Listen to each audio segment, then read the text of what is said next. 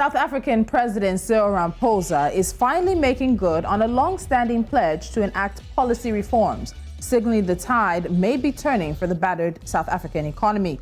The latest decision came when the South African Ministry of Public Enterprises announced that the Takatso Consortium, comprising Herith General Partners, a leading investor in African infrastructure and airports, and airline management firm Global Airways, have been selected as the preferred strategic equity partner for South African Airways. This follows a rigorous year-long process undertaken by the DPE to identify a suitable strategic partner for the airline. The consortium will undertake a normal due diligence exercise before the transaction is finalized. And just before this, the president also disclosed that an amendment of Schedule 2 of the Electricity Regulation Act is being worked on. This would increase the licensing threshold for embedded generation projects from 1 megawatt to 100 megawatts. Ramaphosa said that the amended regulations will exempt generation projects up to 100 megawatts in size from the licensing requirements, whether or not they are connected to the grid. Today, our focus is on revamping South Africa Airways and Eskom. I'm Tolulokwe Adeleru Balogun. Welcome. This is Business Edge.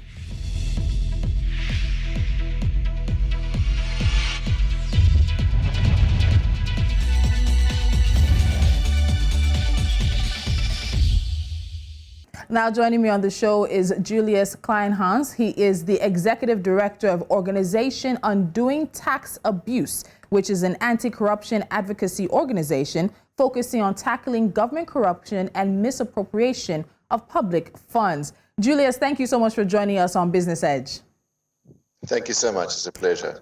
All right, so let's start looking at the issues that seemingly have led South African Airways to where it is right now. These issues have been years in the making, over a decade of not turning profits at all. From your perspective, why has why has the airline found it difficult over the years to really take off as it should have? Well, thank you. Yeah, I think first of all, one has to look at, and I think people around the world have heard about this defined problem we've had in South Africa called state capture.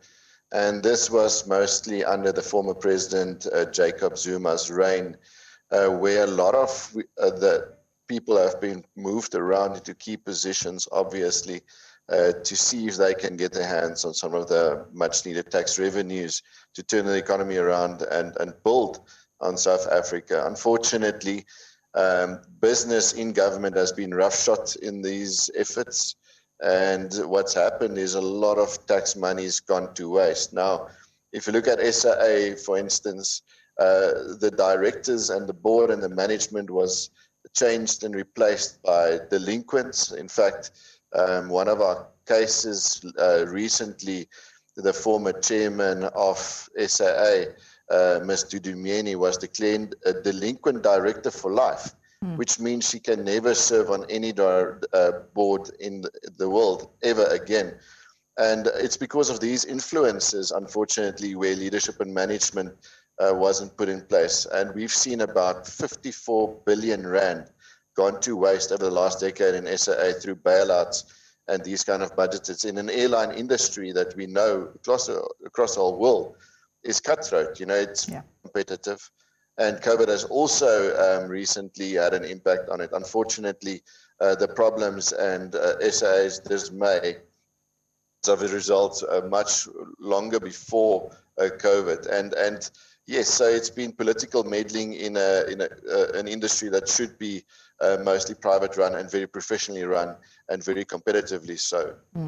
And it's interesting you talk about the tax money. Let me just reel out some of the amounts that have been spent on SAA in the past decade. So according to National Treasury documents, the airline received 1.5 billion rand bailout in the 2009-2010 financial year, another 10 billion rand bailout in the 2017-2018 financial year, another 5 billion rand bailout in 2018-2019. Now, this is not the total. This is just some of the money that has gone towards SAA in the past several years. This money comes from taxpayers, it comes from state revenue, and it's also money that could be spent elsewhere, possibly on education, on social intervention programs. When you look at the numbers, do you think that government was wrong to keep bailing out SAA over the past decade, if not more?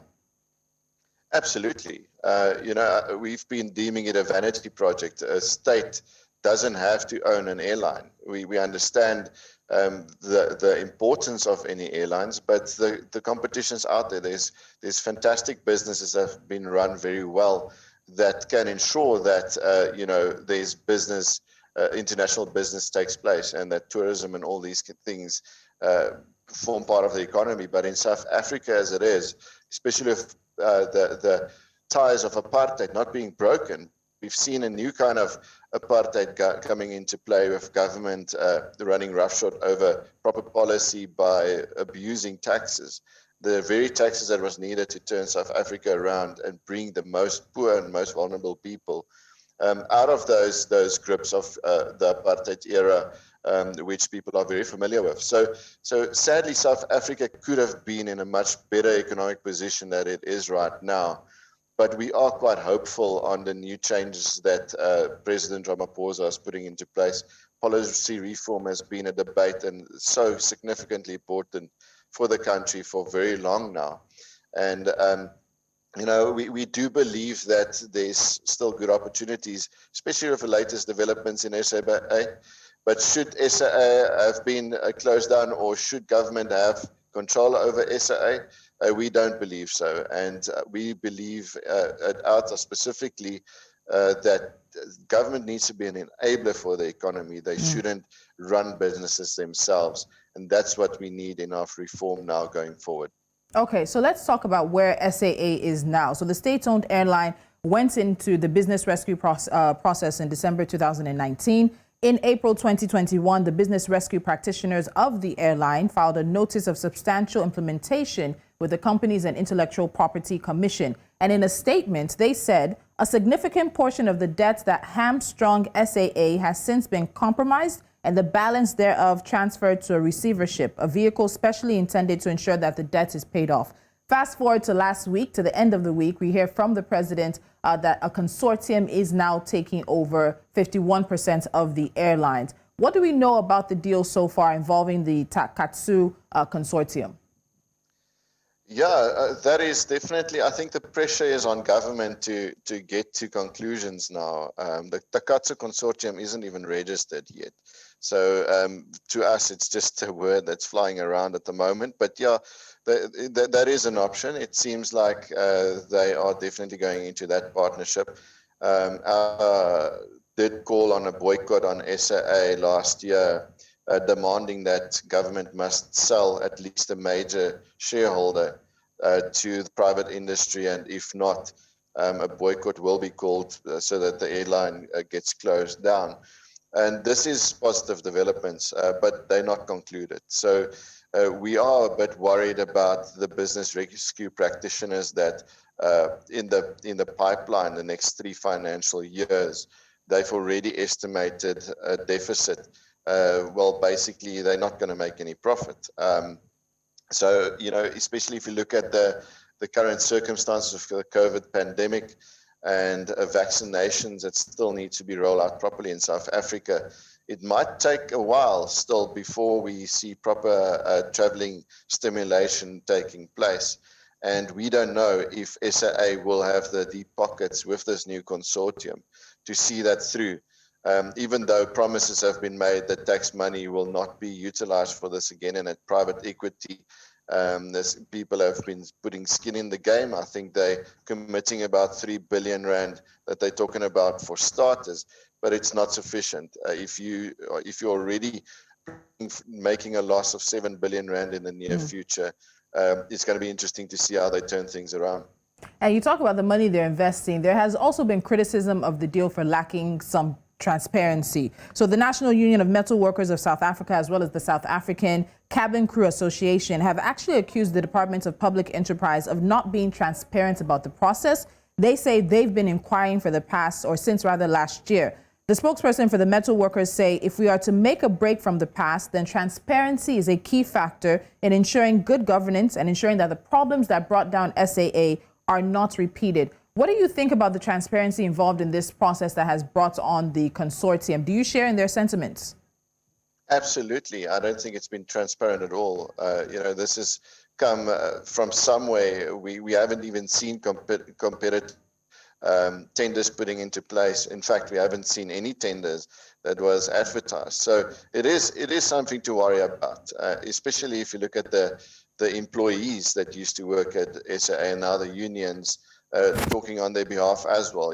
Sadly, if you want to turn a company around, it's so sad to see where things are being done, by government behind closed doors. The very people who are actually, responsible for the decline and the failure of SAA, not involving the very people that work in SAA, that fly the planes and know how the operations work.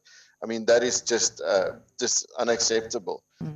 But we are still going to look at this. We have said that we are still going to keep our eye on it and see how the structure looks, what the finances really look like, and where the plan comes into play, and before we make any final positions or take any further action. But we are excited to hear that majority stake will go into private equity. But there's also some serious alarms that's going off in there when we see that, for instance, the investment consortium itself has quite a big, the PIC, the Public Investment Corporation for South Africa, that invest the public pension funds, have a major stake in one of the companies. So again, you ask yourself whether this is independent then from government, or is it still government controlled? All right, Julius, on that note, we'll take a break. It does seem that there remains a lot of questions about this deal for SAA, South African Airways, which means that this Takatso consortium will take 51% ownership while the government holds on to 49%. But it's not the only South African state-owned entity that is in the news. As always, Eskom is right there, front and center. And we'll get into any attempts to revamp Eskom from President Cyril Ramaphosa. Do stay with us.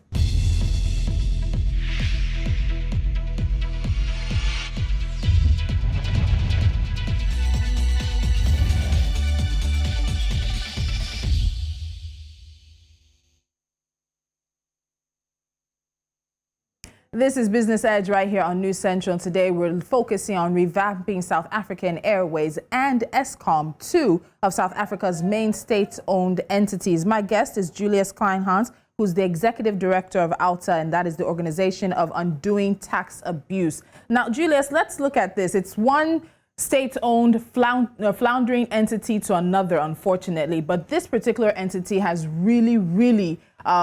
it's really hurt the South African economy. When we had this conversation recently, there are some reports that the South African economy would be 25% larger if not for the issues with Eskom. So the question has to be, the issues that have plagued South African Airways with mismanagement, misappropriation, are they the same issues that we're finding with Eskom?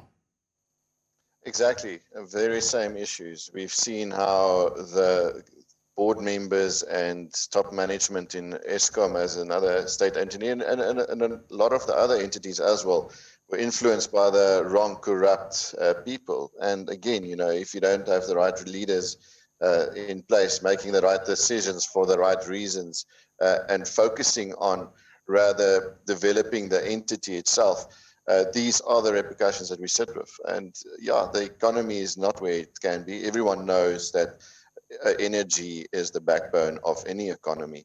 And currently we're sitting still with load shedding. In fact, it's costing the South African economy billions in a space where about 2 years ago we were in a technical recession before the COVID-19 pandemic, and then the pandemic hit us. So it's really deep trenches regarding the problems in South Africa in our economy. But luckily, opportunities are coming to the fore as well. And I think Eskom is a big focus area. All right, so let's talk about what the president is focusing on. He announced that Schedule 2 of the Electricity Regulation Act would be amended to allow private generators to develop up to 100 megawatts of power without them needing a license from the National Energy Regulator of South Africa. While this will eventually take some pressure off of Eskom, do you think this is going to really go a long way towards solving the electricity issue? Yeah, again, it's very important to understand the process. I think we're also going to pressure as an organization to speed things up. But it can bring significant relief already into the electricity problems that we're facing in South Africa. I think from a couple of avenues. Currently we're seeing some of these independent power producers that's coming to the fore generating electricity, but they are limited in releasing that. So if they can not waste the electricity, but actually push it back into the grid, they already have surpluses. And I think that needs to be something to look at. The president's made quite a bold statement because he's actually taken over the minister who wasn't so much in favor in the 100 megawatt generation projects. And one has to keep into consideration, if you lift this cap, businesses, commercial, even private households can start generating electricity and push it back into the grid. And that's something we need to look at. I think one of the areas one must consider before you just launch this is South Africa, as a majority of South Africans who still are very poor. And we need to ensure that electricity becomes cheaper and more accessible. Even our free basic electricity programs be pushed up a bit. And I think something that's very important for the president to consider in policy reform regarding this energy generation is how do we not only open the floodgates for international investment, but how can we also use our corporate social responsibility investment to utilize the money to actually uplift the poor and vulnerable and get them and make them part of this 100 megawatt project. Environmental authorization and these things are still something that you'll have to do, but at least you don't have to go through the cumbersome and tedious processes to get this energy going. Yes, this really cuts out a lot of red tape and bureaucracy. So the president did say that if Eskom is to have a future, it would have to be divided into 3 entities, including generation and then transmission and distribution. So we might be seeing some privatization of the electricity value chain in SA. But I have to ask, accountability. That's one of the things that your organization stands for. In terms of the mismanagement, misappropriation that has happened, particularly with Eskom and SAA, has anyone been held accountable, whether we say legally or not? You spoke about one of the chairmen or one of the leaders who is now on the delinquent board members list, meaning she cannot hold any other position at that level for the rest of her life, even internationally. But beyond that, what accountability has come into play when it's regarding the leadership and the positioning of both SAA and Eskom? Yeah, unfortunately, the further you dig into state capture in our country, the more you could see how the judicial structures were also influenced and infiltrated. And unfortunately, as everything else is starting to get fixed, the same works with the judicial system. So there's still a lot of work to be done. We've built a lot of cases. We've worked closely with both the National Prosecution Authority and the Hawks, and the guys are doing some good work, but it's going to take time. Hopefully, we'll see some of these former leaders in jail soon in the next couple of years. But we've also started seeing how some of asset forfeiture units have seized a lot of assets. In fact, the Guptas in South Africa, about 550 million rands worth of assets have been seized. Unfortunately, that is a drop in the ocean on the amount of money that's been looted over the course of the last 10 years. And the problems that we are also facing, especially with Eskom, is the big projects Medupi and Kusile that's still not generating electricity sufficiently. And that is almost a decade after they've been this development started. So billions have been lost in the process, and I don't think we'll ever get that back. All right, finally, I want a quick answer, but I think it's really important to note for everyone that as state-owned entities, SAA and Eskom both fall under the Department of Public Enterprises, which fall under a ministry and a minister. And a lot of people are questioning the oversight. You did just mention now that the president had to basically go over the minister's head to implement the 100 megawatts amendment change for electricity regulation. What about the oversight capacity and the oversight functions of the department and the ministry? Where do they fall in line when it comes to this conversation about whether or not SAA is in the air again and Eskom is providing the electricity that South Africa's economy needs? If I can get 2 sentences. No, sure. I think KPIs need to be very strict, and we just need to see those responsible being held to account. So if you're not performing, then you need to see the consequences. All right, Julius Kleinhans, thank you so much for joining us from South Africa as we look at revamping South African Airways and Eskom. We look forward to having you back. Always a pleasure. Thank you. Thank you. And that is what we're looking at. The conversation on South African Airways as well as Eskom will continue because South Africa is the continent's most industrialized nation. So it's definitely a nation we have to keep an eye on as we watch economic and financial issues develop there. But you're watching Business Edge on News Central. We have NC4 to watch up next.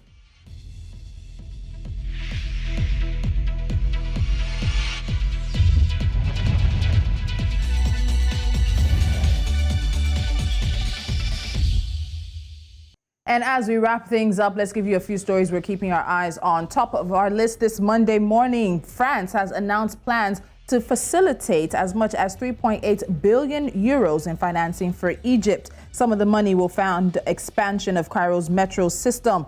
The French finance minister explained that the roadmap for economic development includes an 800 million euro loan for the purchase of 55 Alstom metro trains, and the contract is expected to support 400 jobs in France and be finalized in 6 months. Next, the CEO of Tullow Oil, Rahul Dahir, has predicted that oil and gas will remain an integral part of the global economy, including Ghana's, for some time to come. He described Tullow's recent successful $1.8 billion bond offering as validation of its strategic focus and also a strong endorsement of Ghana as a leading investment destination in Africa. The South African Cane Growers Association reported a decline in the revenue of black growers in the past year.